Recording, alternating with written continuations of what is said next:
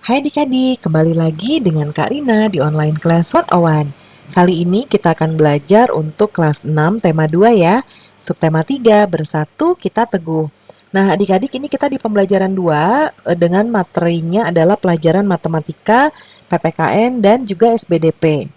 Nah ini ada di halaman 108 sampai dengan 115 ya. Nah, adik-adik untuk melihat video pembelajaran lain, adik-adik bisa klik di sini di kolom deskripsi ya.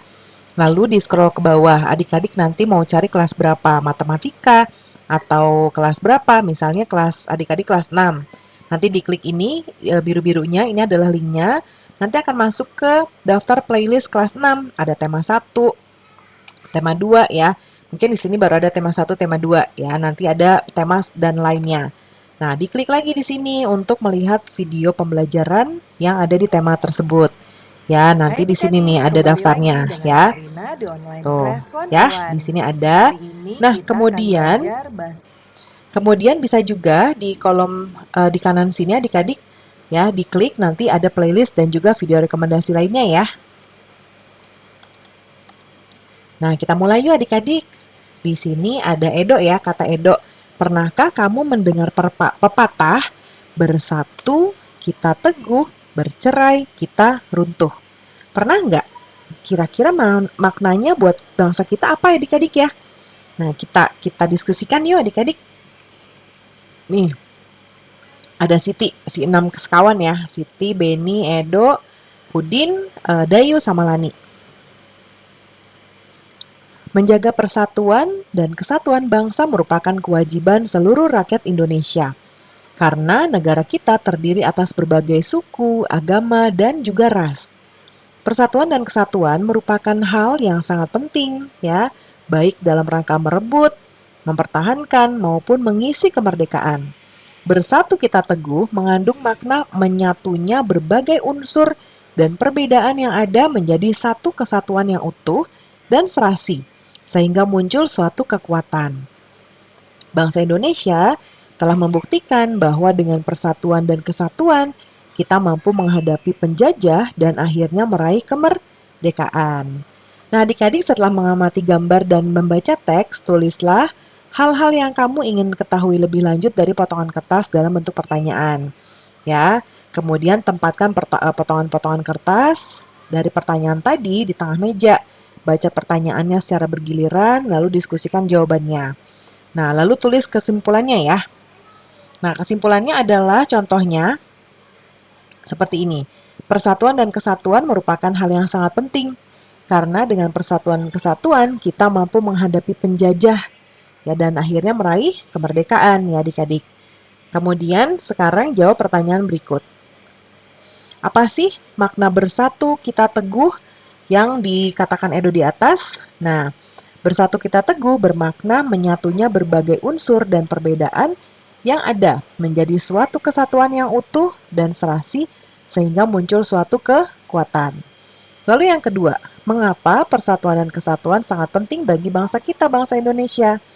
Yaitu sangat penting karena dengan persatuan dan kesatuan, kita mampu menghadapi penjajah dan akhirnya meraih kemerdekaan ya adik-adik. Lalu yang nomor 3, berikan 3 contoh sikap yang mencerminkan persatuan dan kesatuan dalam kehidupan sehari-hari. Nah, contohnya adalah yang pertama, menghormati teman, meskipun pasti teman sekelas adik-adik ada yang beda agama, beda daerah, ya suku, golongan, maupun juga pasti ras. Nah, yang kedua saling gotong royong, misalnya membersihkan lingkungan, tidak mengejek teman yang berbeda status ekonomi, ya. Nah, kemudian diskusikan jawaban-jawabannya dengan teman kelompok adik-adik. Tulislah manfaat persatuan dan kesatuan berdasarkan pengalaman adik-adik. Nah, ceritanya harus ada kejadian yang menimpa, manfaat persatuan dan kesatuan, tempat kejadian dan waktunya juga. Ya, contohnya Karina buatkan. Menjelang hari kemerdekaan RI ke-76 tahun ini, seluruh warga di kompleks perumahanku berbondong-bondong untuk kerja bakti. Kami tak mengenal agama, ras, suku, bahkan juga usia. Ya, mulai dari anak kecil sampai orang tua atau orang dewasa. Kami semua kerja bakti. Ada yang membersihkan selokan, menyapu halaman, dan lain-lain. Pada saat itu aku sadar betapa pentingnya persatuan di kehidupan kita. Dan aku sadar makna dari Bhinneka Tunggal Ika, bersatu-satu, walaupun berbeda tetapi tetap satu. Nah, ini contohnya. Dibacakan nanti di depan kelas ya. Kata Beni di sini, keutuhan Negara Kesatuan Republik Indonesia atau NKRI harus tetap kita pertahankan. Hal ini sesuai dengan amanat Undang-Undang Dasar 1945 dan Pancasila. Nah, adik-adik, zaman boleh berganti, pemerintahan boleh berubah, namun persatuan dan kesatuan bangsa harus tetap terjaga utuh ya. Nah, sekarang secara berkelompok kamu akan mempraktekkan pola lantai tari indang dari Sumatera Barat yang dilandasi nilai-nilai persatuan. Ketika kelompok lain melakukan penampilan, silakan membuat catatan penting tentang penampilan tersebut. Ya, kamu juga bisa komentar atau memberikan saran. Nah, sekarang kita baca tari indang. Pola tari indang itu adalah horizontal ya atau lurus. Penarinya berbaris lurus ya seperti ini. Lurus ke samping. Lalu dia berasal dari daerah Minangkabau adik-adik di Sumatera Barat. Tari ini berasal dari kata indang atau disebut juga badindin ya. Tari indang ini menyerupai tari saman yang berasal dari Aceh. Nah, nanti dipraktekkan ya adik-adik pola lantai ya. Lalu kamu juga bisa tuliskan praktekkan pola lantai satu tarian bersama kelompokmu, boleh tarian apa saja. Karina contohkan tari kecak ya. Menggunakan pola lantai melengkung, penari laki-laki berjajar membentuk lingkaran. Bentuk lingkaran dari tari kecak biasanya terdiri dari 3 lapisan, bahkan lebih. Nah, para penari tidak berpindah tempat. Nah, mereka mengiringi tarian kecak dengan mengucapkan cak cak cak, tapi kayak saut-sautan gitu ya adik-adik ya, sambil mengangkat kedua tangannya secara serempak. Nah, nanti didiskusikan sama teman-teman. Lalu sekarang ini ada apa nih adik-adik? Koran, selembar koran yang ditemukan oleh Edo ya. Nih, pesta buku diskon sampai 30%. Tuh harganya ada yang 45.000 ya. Nah, diskonnya 30%. Nah, kita lihat di sini Edo kemudian mendiskusikan pengumuman tersebut dengan Dayu. Mereka mencoba membahasnya. Apa sih yang dimaksud dengan 30% ya? Yang ini nih tulisannya gede-gede banget nih. Bantulah Edo untuk memahami informasi tersebut. Diskusikan dugaanmu dengan temanmu ya. Nah, adik-adik, persen adalah angka dalam bentuk perbandingan atau juga rasio yang digunakan untuk menyatakan pecahan dari 100 per 100 ya. Persentase dilambangkan dengan tanda seperti ini. Bulatan kecil seperti O, garis miring, dan bunderan lagi ya. Nah, ini namanya persen. Nah, sekarang kotak ratusan berikut mewakili keseluruhan ya. Tuliskan bagian kotak yang berwarna biru dalam 4 cara.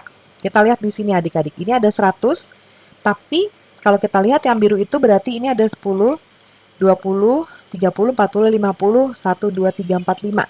Ini ada 55 kotak yang biru ya. Nah, kita bisa nyatakan ini dengan berbagai macam cara. Kita sebenarnya bisa langsung ke bawah aja nih adik-adik, udah ada jawabannya ya. Nih, yang 55 itu adalah pertama, kita bisa menggunakan langsung 55 kotak satu. Atau 55 per 100 ya. Atau 0,55. Itu desimal. Atau persen, 55% ya. Nah, coba kita lihat contoh kotak ratusan berikut ini. Ini 100 ya, isinya kotaknya semua. Lalu yang ini yang A, dia ada 10, 20, 30, 31, 32, 33, 34, 35. Jadi dia 35%, bisa dinyatakan 35%. Kalau yang ini 10, 20, 30, 32 ya. Kalau ini 10, 11, 12, 13, 14, 15, 16% ya. Nah, jelaskan jawabanmu pada teman sebelahmu. Nah, sekarang jawablah pertanyaan berikut ya. Yang nomor 1, Karina langsung pindah ke sebelah kanan. 97% air, ya 97% air adalah air di bumi adalah air asin. Berapa persen air bersih yang ada di bumi? Berarti kita tinggal sisanya aja ya dari 100%. Jadi 100% diambil 97. Karena keseluruhan itu kita sebut dengan 100%. Ya. Nah, kalau 97-nya air asin, air bersihnya berapa? Berarti kan selisihnya kita kurangin deh 100 sama 97, yaitu 3%. Jelaskan jawabanmu. Nah, tadi Karina sudah jelasin sambil menjawab. Jadi untuk menentukan persentase air bersih di permukaan bumi dilakukan dengan mengurangkan jumlah seluruh air, yaitu 100 tadi, dengan 97 dikurangi air asin 97% bagian bumi ya. Nah, jadi berarti sisanya 3%. Lalu berikutnya, temukan jawabannya. Santi membeli buku di toko diskon. Harga satu paket buku adalah 400.000, Santi harus membayar 320.000. Berapa persen Santi mendapat diskon atau potongan dari harganya? Karena harga awalnya kan 400 ya, tapi cuma bayar 320.000. Berarti berapa nih persennya? Ya, nah kita lihat di sini. Yang pertama, kita lihat harga awalnya adalah tadi 400.000. Diketahuinya kita tulis dulu ya. Harga akhir, ini ada K-nya nih, akhir yaitu 320.000. Pertanyaannya, berapa persen diskonnya? Nah, untuk menjawab ini kita bisa gunakan rumus persentase diskon, yaitu besar diskonnya berapa dibagi harga awal kali 100%. Kita cari dulu ya, harga diskonnya berapa. Berarti kita mengurangi harga awal dikurangi harga akhir. Berarti kita dapat 80.000. Kemudian persentase diskonnya yaitu harga diskon tadi yaitu 80.000 dibagi harga awal kali 100 ya, yaitu 400.000 dikali 100%. Nah, nanti jadinya ini 1/5. Ya, 1/5 tuh dari ini nih. Yang ini 80.000 dibagi per 400.000 disederhanakan jadinya 1/5 dikali 100%, yaitu 20%. Jadi yang diterima adalah 20%. Nah, nanti dibandingkan jawabannya ya adik-adik. Kalau yang ini bagian ini hanya bisa dijawab oleh adik-adik ya, sesuai dengan bagaimana pengalaman adik-adik belajar di pembelajaran 2 ini ya. Baiklah adik-adik, pembelajaran kita sudah selesai. Terima kasih sudah menonton sampai akhir. Mohon dimaafkan apabila ada kesalahan dalam perkataan maupun dalam materi yang diberikan. Sampai jumpa di pembelajaran berikutnya ya. Dadah!